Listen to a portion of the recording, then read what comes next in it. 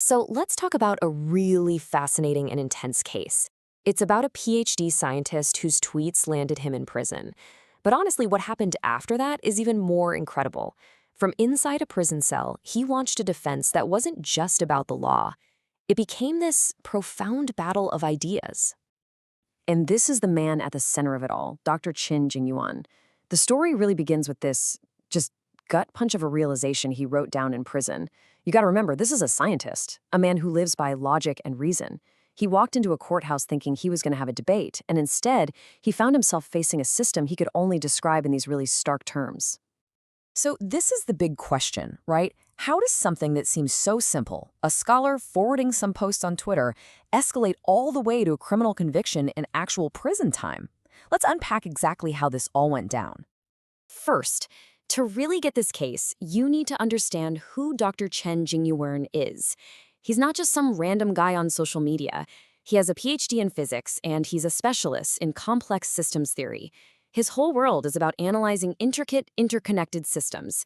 And trust me, that becomes very important later. Things moved unbelievably fast. I mean, he was forwarding posts online into 2022.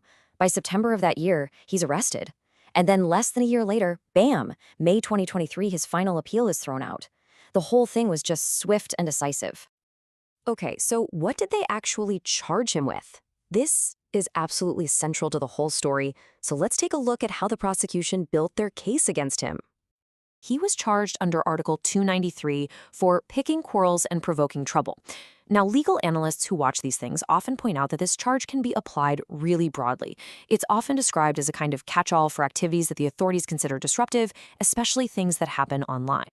So, to make the charge stick, the court said the prosecution had to prove three things, and how they interpreted each one is, well, it's pretty wild. First, they just ruled that the content he forwarded was false information. Second, they said he acted with clear knowledge that it was false, and their reasoning? Get this. They said because he had a high level of education, he should have known there. And third, they just concluded that his actions caused severe public disorder. That was it. Based on those three pillars, the court sentenced him to 1 year and 8 months in prison. And you know, in most cases, that would be the end of the story. But not this one, not even close. Because from his prison cell, Dr. Chen did something remarkable. He didn't just file a standard appeal. He wrote a nearly 20,000-word rebuttal, a document that's now famous as the Blood Book. And it wasn't just a defense, it was a counterattack on a completely different intellectual plane. And this just shows you his strategy. The Blood Book wasn't just a legal brief. It was this hybrid monster of a document. It was part legal appeal, sure, but it was also part philosophical treatise, part scientific paper, part manifesto. It was a calculated move to completely reframe the whole debate, to lift it out of the courtroom and into the much bigger world of science and ideas. One analysis uses this awesome term to describe it, a dimensionality reduction attack. It's a bit of a mouthful, but what it means is he was basically saying the court's simple, two-dimensional legal logic was just not equipped to judge what he did. He was arguing from a higher dimension. It's like bringing a calculus textbook to an arithmetic test. He wasn't just saying they were wrong. He was saying their entire way of thinking was obsolete.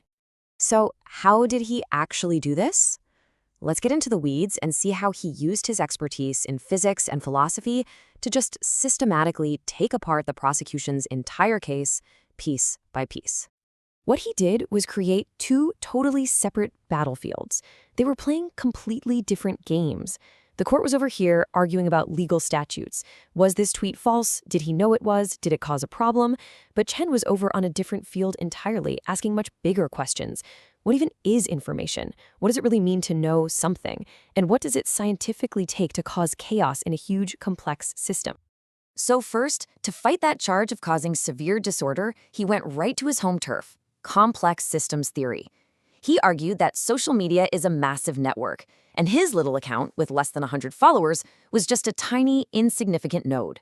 He explained using network theory that it was scientifically impossible for such a small node to trigger what he called a system-level avalanche of disorder. It just couldn't happen.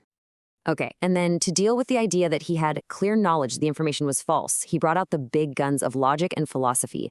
He cited Gödel's incompleteness theorem, which is a pretty deep cut, to argue that for any real scholar, the default position is always doubt.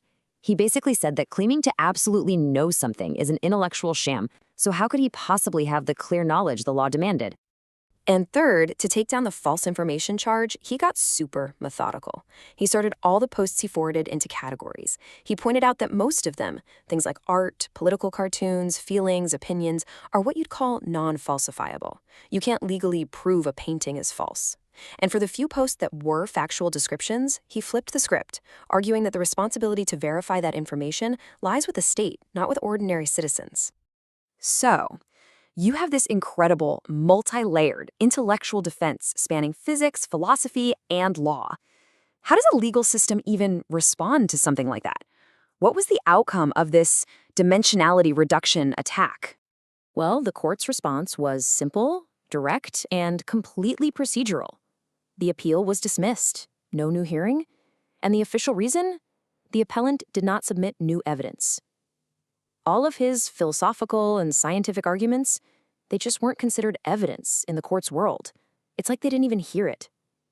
The verdict was final. And that just leaves you with this enormous, unbridgeable gap. On one side, you have Dr. Chen's absolute fury, his intellectual and moral condemnation of the whole system. And on the other side, you have the court's cold, bureaucratic response. Everything was by the book, the facts are clear, the sentence is right. It's like two completely different realities that can never, ever meet.